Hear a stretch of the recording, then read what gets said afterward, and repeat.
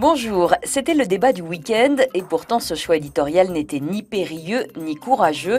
Il s'agissait tout au plus de définir le mot journalisme. À la question « Fallait-il publier une photo de Carla Bruni Sarkozy et de son bébé ?», Le Figaro a répondu oui, en une. Le Parisien a suivi timidement en pages intérieures. Les autres quotidiens ont rétorqué ce lundi par leur silence.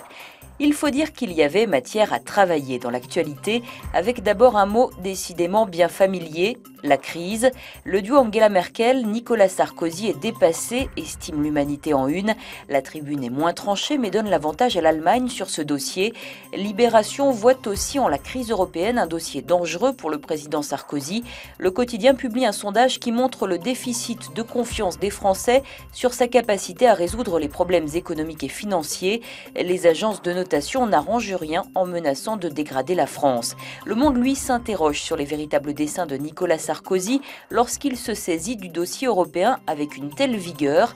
Le journal estime que le chef de l'État aussi entre sens de l'intérêt général et rouerie politique et qu'il a en ligne de mire sa réélection en 2012. Au fronton de l'Europe, le mot crise, sur celui de la Tunisie et de la Libye, le mot liberté. Les électeurs tunisiens se sont fortement mobilisés ce dimanche pour leur premier scrutin libre et démocratique, nous dit le Figaro. Difficile pourtant de faire un choix parmi les 11 000 candidats à devenir membres de la nouvelle Assemblée constituante, mais rien n'a découragé le peuple. Tunis s'en donne à pleine voix, rapporte Libération qui s'est promené dans les rues de la capitale pour écouter la joie, ce qui n'empêche pas le quotidien de faire entendre d'autres récits moins glorieux, ceux des blessés de la Révolution. Paralysés ou mutilés, ils sont des centaines à ne pas pouvoir payer leurs soins. Ils sont en grève de la faim pour demander une prise en charge par la jeune démocratie. La Libye fêtait elle aussi sa liberté au milieu des blessés ce week-end. Le Conseil national de transition a proclamé la fin de la guerre et la libération totale du pays, rappelle le Parisien. Le pays est libre mais dévasté, tempère Libération. Kadhafi est mort mais la reconstruction du pays, divisé et en ruine, sera longue. Dans une ville comme Misrata, 11 000 habitations sont détruites ainsi que la plupart des bâtiments officiels.